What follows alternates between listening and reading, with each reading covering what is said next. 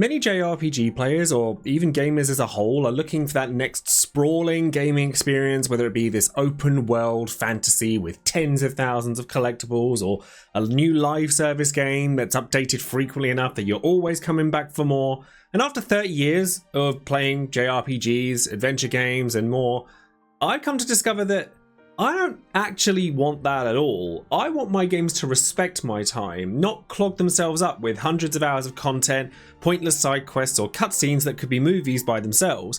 And I've come to realise that I'm also not alone in that one. Lots of people, certainly adults with working lives, family lives, and other boring responsibilities like that, want to have varied experiences, be allowed to move forward from one game onto the next without feeling obligated to do things that they don't consider fun, in order to get to the things that they do. So in today's video, I'm putting Final Fantasy XVI under the microscope to ask, does this game respect your time?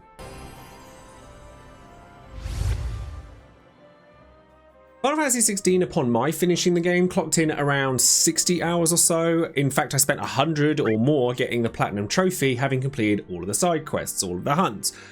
Been emotionally destroyed by the story numerous times. Being a more action-oriented experience doesn't also necessarily mean it's going to be faster paced and exempt it from this line of questioning. For example, Final Fantasy XV absolutely does not respect your time in that it has a massively large open world with basically nothing in it. But going in with high hopes, let's ask ourselves, by what metrics does a game respect our time? I'll try my absolute hardest to avoid spoilers in this video, as I know some people might click on a title like this to wonder for themselves if the game is worth buying, but we have to ask, is the game needlessly grindy? Does side content feel superfluous? Is that same side content actually fun to finish and rewarding for the same? Is it so chock full of dialogued cutscenes that you ask yourself if you're actually playing a game at all? How does UI and menuing come into play? Could I have pressed one button instead of 10? How intrusive are the tutorial systems? These are all questions that go into asking whether a game respects our time or not. Now, Final Fantasy as a franchise is both at its best and at its worst for respecting your time, with tight experiences like Final Fantasy VI telling an incredible story, despite having surprisingly little dialogue, but on the other hand also having Final Fantasy XIII, in which we've all met that one person who tries to recommend you Final Fantasy XIII by saying, oh, it gets really good about 2/3 of the way into the game. But we're not here to talk about Final Fantasy XIII, that can be for another video. We're here for Final Fantasy XVI. So, let's dive in. Does the main story for Final Fantasy XVI ever make me feel like I'm wasting my time? As much as I hate to say it, because I love the game, again, want to make sure everyone knows I actually really love Final Fantasy XVI, but sometimes, yeah, it kind of does. There are numerous points in time that felt like I was being forced down what could have easily been side content with a superfluous reason. Areas like Northreach, Dalamil and the like will literally roadblock your progress, and just gonna say it, roadblock your progress to more interesting content to perform what feels like inane tasks in comparison to what you do in the main story arc. More dialogue while performing other tasks could have helped this somewhat, but there is already a lot of that, which I do appreciate. Of course, I understand that world building is a very important part of the RPG experience for most, and that it can't be going at 100 miles an hour the entire way through the game. You need your peaks and valleys to appreciate the peaks when they come. But I still personally couldn't help but feel sometimes like, couldn't this have just been a side quest? And if you've played enough of the game to encounter quests revolving around a certain young lady in a ship, you'll know what I'm talking about here. Are some of the side stories that stem from those quests fantastic storytelling? Absolutely. Could the main story have been made a little more concise and given the option for world building for those that wanted it? Absolutely. Would players who wanted that world building have still done it had those same quests been side quests instead of main quests? I personally very strongly believe so. Speaking of said side quests, I can only speak from a personal standpoint here, but when it comes to side quests, world building and lore is not enough of a reward for me to want to do them.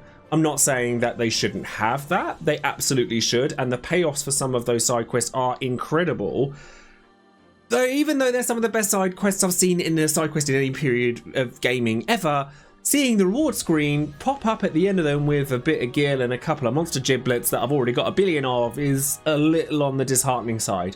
And not only that, but not every story is going to resonate with everyone, so having them be the only result of taking the time out for them isn't always going to feel respectful to their time.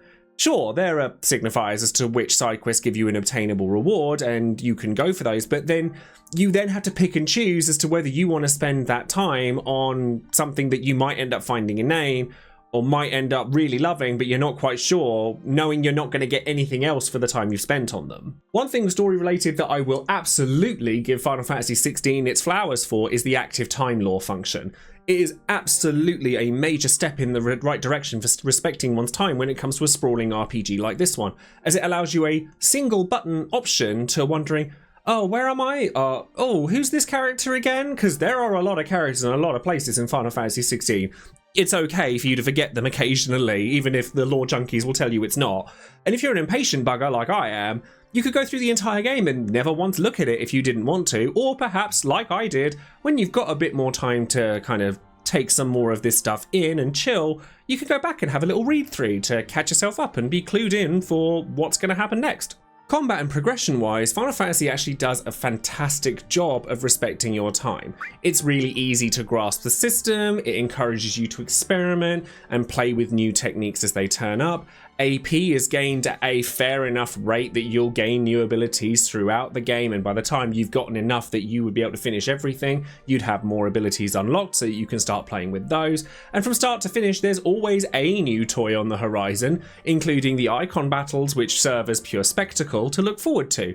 I think there could have been a little bit less time required between earning new abilities, especially in the early game, but this comes mainly as a result of my critique on superfluous quests. One of the most egregious examples of disrespecting a player's time that most RPGs have a tendency to do, but gladly Final Fantasy XVI actually doesn't, is requiring grinding.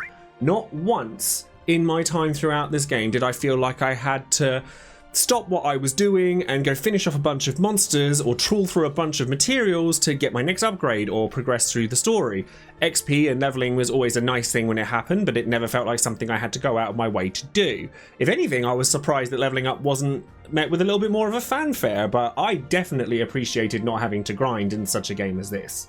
Now, there is one aspect of Final Fantasy XVI that bothers me more than any in terms of respecting my time, and that's Final Fantasy Mode or New Game Plus.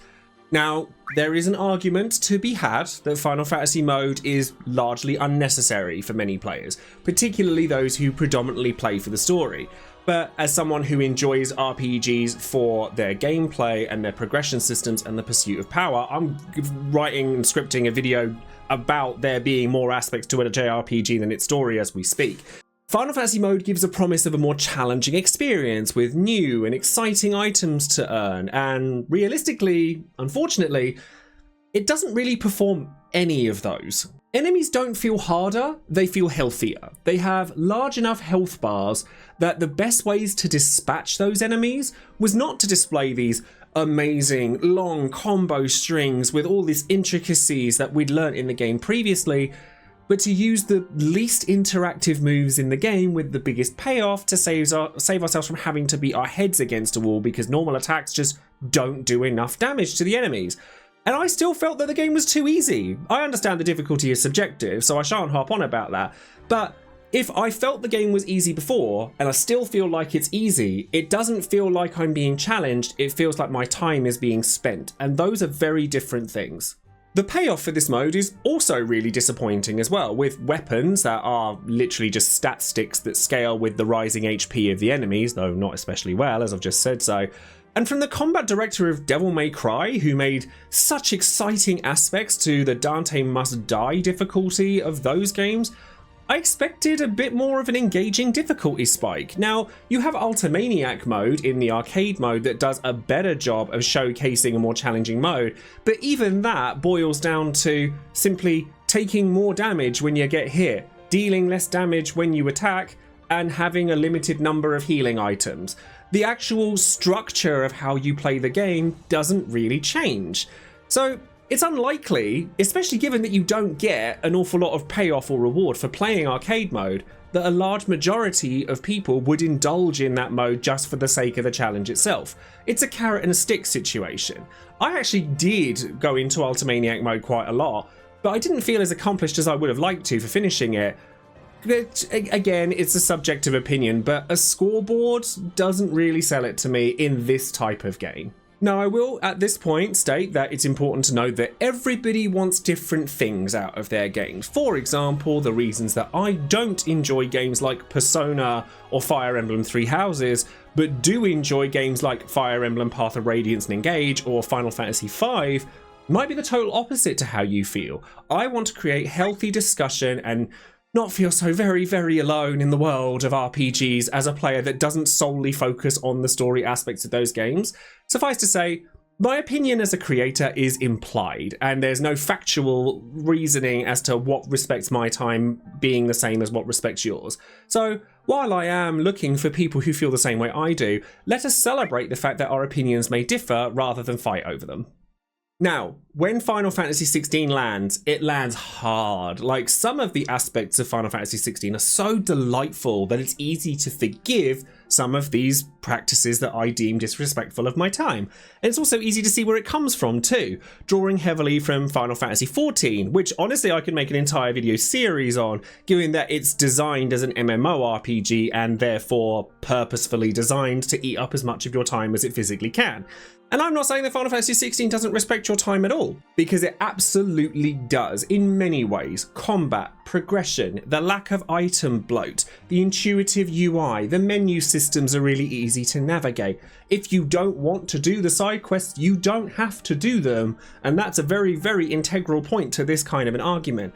However, I do feel that sometimes the pacing of the main story and the superfluous nature of some of the quests that are involved, the lack of tangible reward from various activities, the narrowness of the different types of activities you have, where are the minigames, Final Fantasy XVI, and Final Fantasy mode were items I felt disrespected our time as gamers, and I think that 16 could honestly have moved a good 5, maybe even 10 hours of its main story runtime to side content, which would have made it more concise as an experience, but also kept the fullness for lore divers, as there are many of them out in the world. Let me know what you think. Do you feel Final Fantasy XVI respected your time? What are the metrics by which you feel your time is being respected in video games? This is a subject that I've come to really enjoy discussing with people on stream, and I do stream very regularly. If you'd like to come and find me on Twitch, please do come and find me over on that. Would you like to see more videos about whether games respect your time or not? If so, which games would you like me to talk about? Say your piece in the comments down below.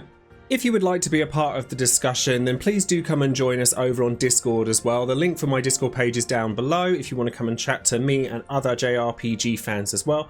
Don't forget to like the video, subscribe to the channel, and click the bell for notifications so that we can kick the YouTube algorithm up the butt. And I want to bring you guys tons of JRPG content. I've been really invigorated by this new angle that I'm taking, and I want to bring you guys as much content as I physically can. If you'd like to support the channel further, like these lovely people that you can see on the screen just here, then perhaps you'd like to consider joining up with my Patreon page as well, where you can get a title card made for you by me of your favorite JRPG character. And as a full-time creator, it means the absolute world that people would support anything that I do. So if that's something that interests you, there's a link for that in the description box as well. Thank you ever so much for joining me. As I said, definitely leave a comment below and let me know what you feel respects your time, whether you feel Final Fantasy XVI is capable of doing so, what aspects annoy you about games. Like, I know that there's a lot out there that say, oh, there's bigger fish to fry when it comes to certain things, but you know what? We fry the little fish here. What are little things in video games that largely irritate you and you want to complain about, but no one else wants to hear it? You're welcome to do so here. Thank you very much for your time. It was lovely to see you. Have a great time, and I'll see you on the next video. Take care, everyone. Bye bye.